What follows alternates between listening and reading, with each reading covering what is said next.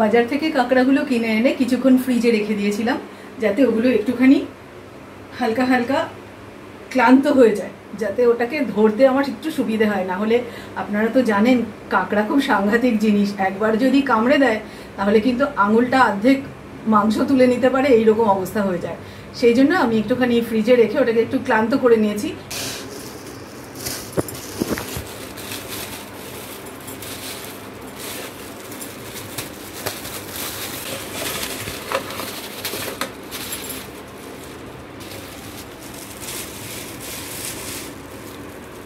এই কাঁকড়াগুলো একটু ছোট সাইজের, আজকে আমি বড় কাঁকড়া পাইনি, এই ছোট কাঁকড়াগুলো দিয়েই আজকে আমি রেসিপিটা বানাবো।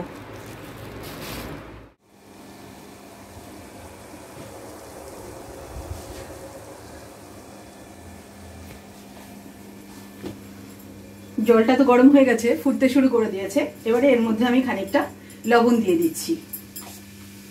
লবণ দিলে মাছগুলো, কাঁকড়াগুলোর গায়ে যে মাটিগুলো থাকে, যেহেতু কাঁকড়া একটু মাঠে বা কাদা মাটিতে থাকে, তাই এর গায়ে কিছুটা মাটি থেকে যায়।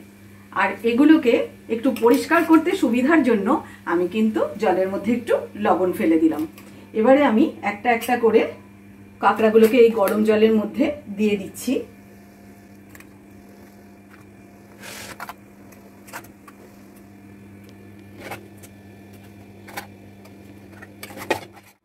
সব কাঁকড়াগুলোকে আমি গরম জলে ফেলে দিয়েছি। এবারে একটুখানি ঢাকা দিয়ে দিচ্ছি। এভাবে 2-3 মিনিট মোটামুটি সেদ্ধ করলেই হয়ে যাবে।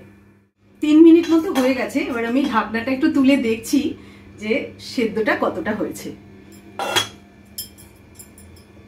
মোটামুটি দেখুন একটু লালচে লালচে হয়ে গেছে। কাঁকড়া ঠিক এই অবস্থাতেই নামিয়ে নিতে হয়। তো আমি এবারে গ্যাসটা অফ করে দিচ্ছি, এবার নামিয়ে নেব।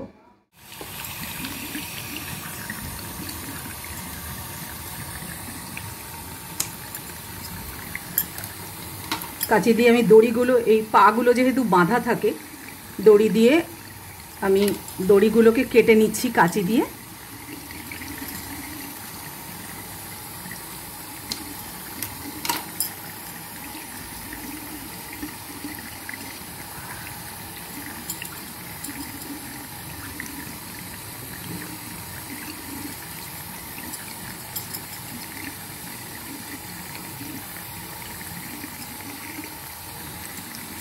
বেশ ভালো রকম বাঁধা থাকে। এবার কিন্তু এই পাগুলো এরমভাবে একটু মোচড় দিলেই ভেঙে যাবে। প্রচুর ময়লা রয়েছে কিন্তু। সব কটা পাই আমি ভেঙে দিচ্ছি।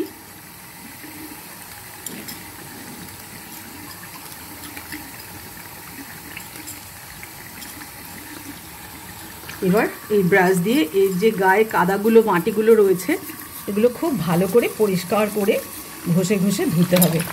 নাহলে এগুলো পেটে গেলে কিন্তু পেট খারাপ অনিবার্য।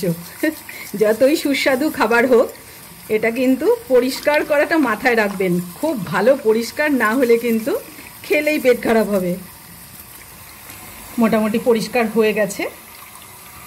এইভাবে আমি সবকটা কাঁকড়াকেই ভালো করে ধুয়ে নেব।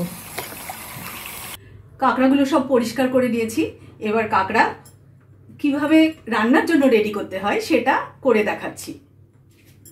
এই যে দুটো কাঁকড়ার দাঁড়াগুলো রয়েছে, এগুলোকে আমি একটুখানি ভেঙে নেব। আমি একটুখানি এই যে এটা দিয়ে আমি একটুখানি ভেঙে ভেঙে দিচ্ছি, যাতে রান্নার সময় মশলা ভালো মতো এর মধ্যে ঢুকে যেতে পারে। এই যে এরকমভাবে একটু একটু ভেঙে নিচ্ছি, কেন এগুলোর খোসা ছাড়ানোর দরকার নেই, খাওয়ার সময় এমনিই খাওয়া হয়ে যায়। এরকমভাবে একটু একটু ভেঙে নিলাম।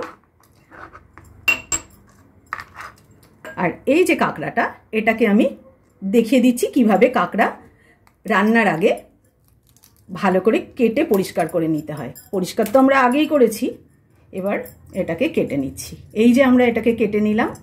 এবার এই যে জয়েন্টটা রয়েছে, এখান দিয়ে এরকম ছুরি ঢুকিয়ে এরকম,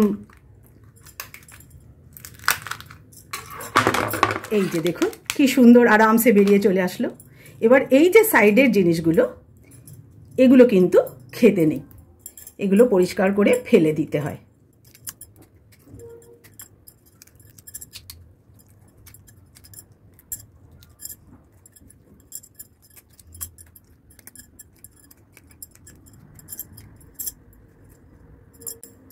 আর এই যে হলুদ অংশটা, এটা কিন্তু ফেলবো না, এটা আমরা তরকারিতে দেব। এটা রেখে দিচ্ছি।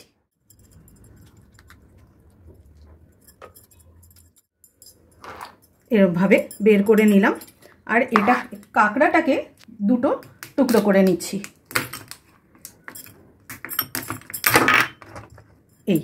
এই হয়ে গেল কাঁকড়া কাটা। এবার রেখে দিচ্ছি। এই যে শক্ত শক্ত দাঁড়ার মাথাগুলো রয়েছে, যেগুলো মুখে লাগলে কিন্তু ব্যথা লাগতে পারে, তাই এগুলো আমি কেটে দিচ্ছি। এই যে এগুলোও কিন্তু কেটে দিতে হবে। কাঁকড়াগুলো ভালো করে পরিষ্কার করে নিয়েছি। এবারে আমি একটু ম্যারিনেট করে রাখবো। দিয়ে দিচ্ছি লবণ, বেশি না, সামান্য। দিয়ে দিচ্ছি হলুদ, আর দিয়ে দিচ্ছি লঙ্কার গুঁড়ো। এবার এগুলোকে একটু ভালো করে মাখিয়ে নেব।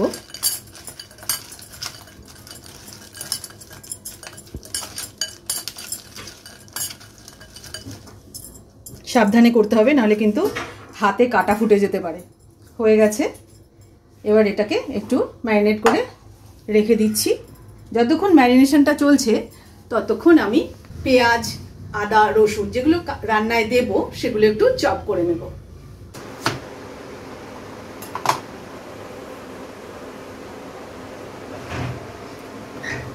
দুটো বড় সাইজের পেঁয়াজ নিয়েছি। একটা পেঁয়াজকে আমি একটু বড় বড় টুকরো করে কাটছি। এটাকার এই পেঁয়াজটার পেস্ট বানাবো।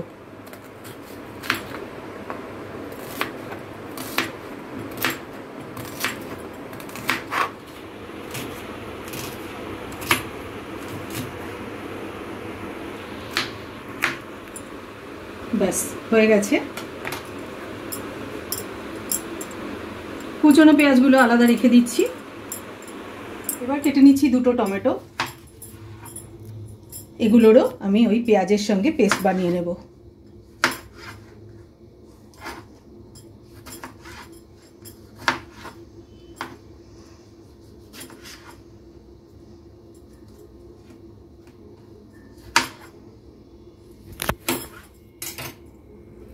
এবার একে একে সব জিনিসগুলো আমি মিক্সির জারের মধ্যে নিয়ে নিচ্ছি।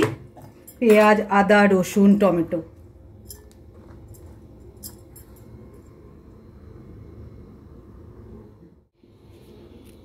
এবার আমি মশলাটা ভালো করে পেস্ট করে নেব মিক্সিটা চালিয়ে।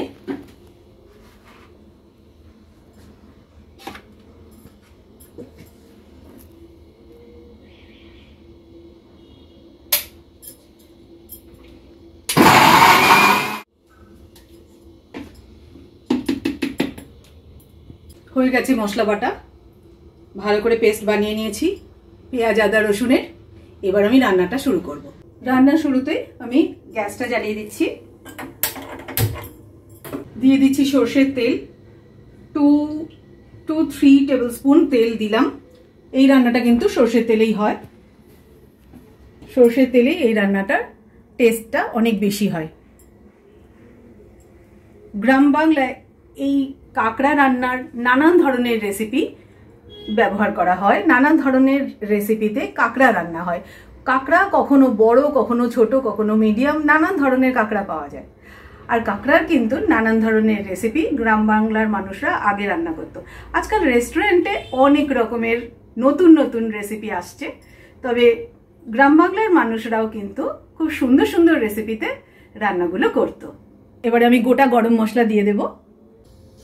দিয়ে দিচ্ছি একটা তেজপাতা, শুকনো লঙ্কা একটা, দারচিনি স্টিক, একটা বড় এলাচ, দুটো ছোট এলাচ,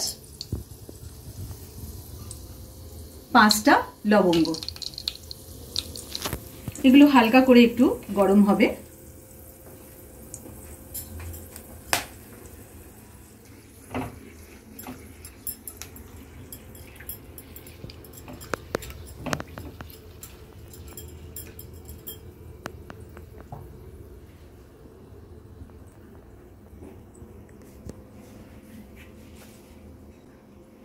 দিয়ে দিচ্ছি 1/2 টিস্পুন গোটা জিরে,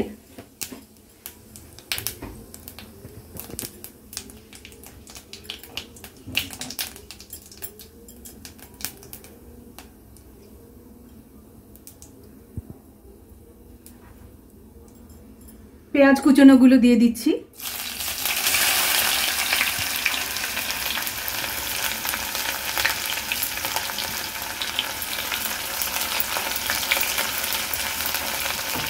একটু হালকা লাল করে ভাজবো।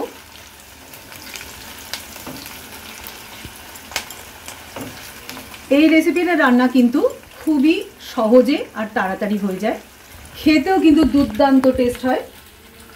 এভাবে একবার অবশ্যই কিন্তু ট্রাই করে দেখবেন। হলফ করে বলতে পারি খেতে ভীষণ ভালো হবে, আর মাত্র 15 মিনিটেই কিন্তু রান্নাটা একদম রেডি হয়ে যাবে। পেঁয়াজ মোটামুটি ভাজা হয়ে গেছে, এবার আমি এর মধ্যে ম্যারিনেট করা কাঁকড়াগুলো দিয়ে দেবো, কারণ এই পেঁয়াজের সঙ্গেই কাঁকড়াগুলো একটু ভেজে নিলে টেস্টটা অসাধারণ হয়।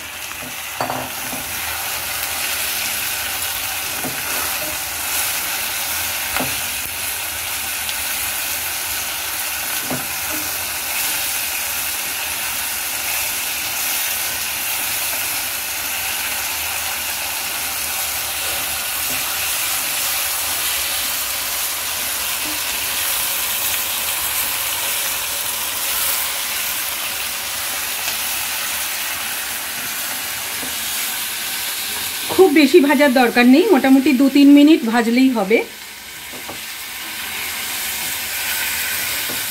এই সময় কিন্তু গ্যাসের ফ্লেমটা একদম বাড়ানো থাকবে, হাই ফ্লেমে কিন্তু ভাজাটা করতে হবে।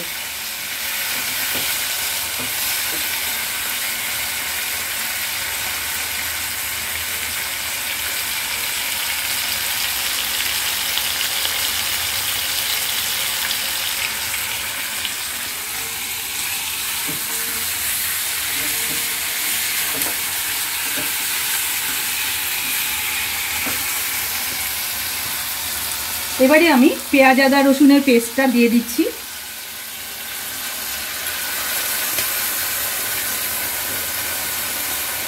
এই সময় গ্যাসের ফ্লেমটা কমিয়ে দিতে হবে, হালকা আঁচে কিন্তু মশলাটা কষাতে হবে।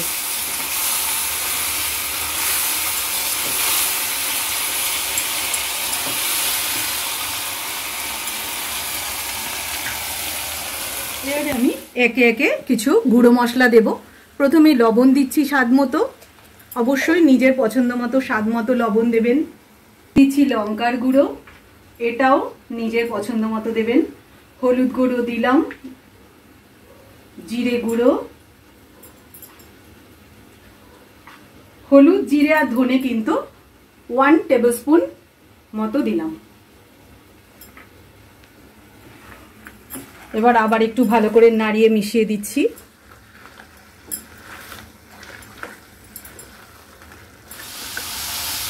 মোটামুটি নাড়াচাড়া করে নিয়েছি।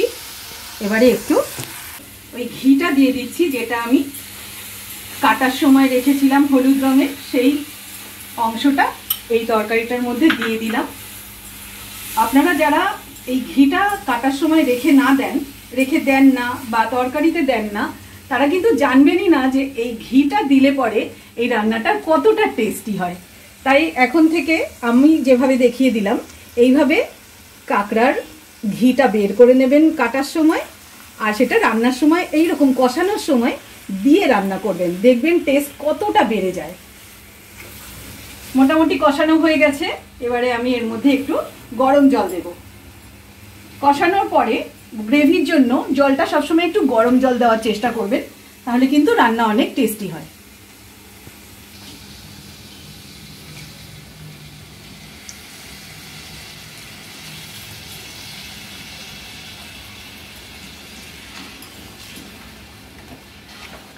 গ্রেভিটা নিজেদের মতো করে বুঝে দেবেন, যতটা আপনাদের গ্রেভি চাই সেই অনুযায়ী জল দেবেন। তবে জল কিন্তু অবশ্যই গরম জল দেবেন, গ্রেভিতে ঠান্ডা জল একদম কখনোই দেবেন না, কোনো রান্নাতেই দেবেন না। এটা কিন্তু রান্নার একটা ট্রিক। কখনো যদি গ্রেভি বানানোর সময় ঠান্ডা জল দেন, তাহলে কিন্তু টেস্টটা একটু ফ্যাকাশে হয়ে যায়। আমি একটু গ্যাসটা বাড়িয়ে দিয়েছি যাতে এটা ফুটে ওঠে। ফুটতে শুরু করলে কিন্তু আবার কমিয়ে দেব।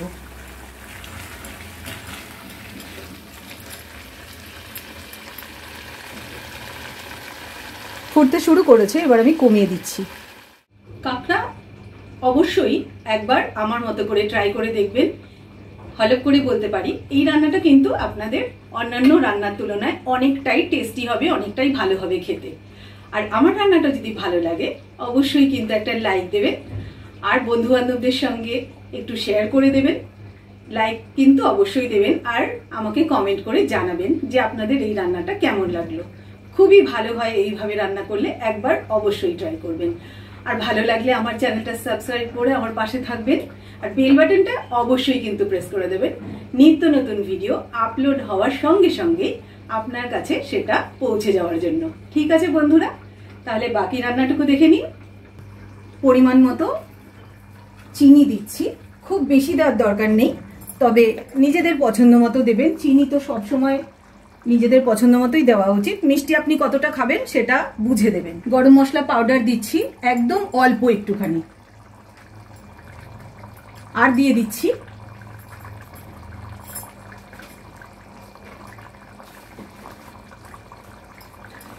দিচ্ছি সামান্য একটু ঘি। এটা কিন্তু অপশনাল, তবে দিলে খেতে দারুণ হয়।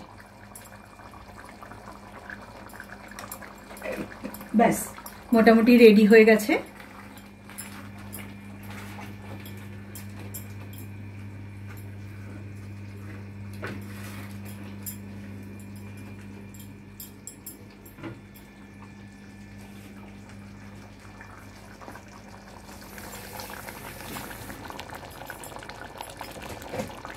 গ্যাসটা অফ করে দিলাম। এবার আমি ওপর থেকে একটু ধনেপাতা কুচি ছড়িয়ে দেব। ধনেপাতাটা একদম লাস্টে, গ্যাস অফ করে দেওয়ার পরে দিলে গন্ধটা খুব সুন্দর আসে।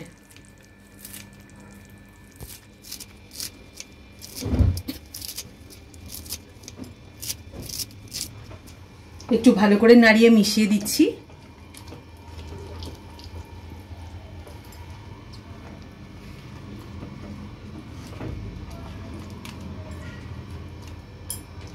রান্নাটা একদম রেডি হয়ে গেছে, এবার আমি সার্ভ করে দেব।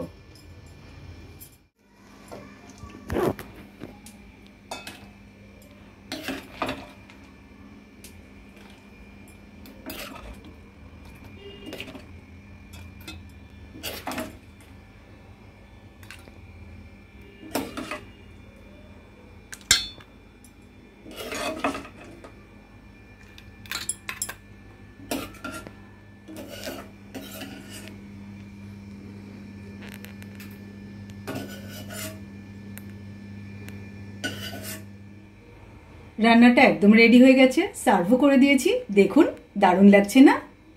তাহলে বন্ধুরা আজকের মতো ভিডিওটা এখানেই শেষ করলাম। নমস্কার, ধন্যবাদ।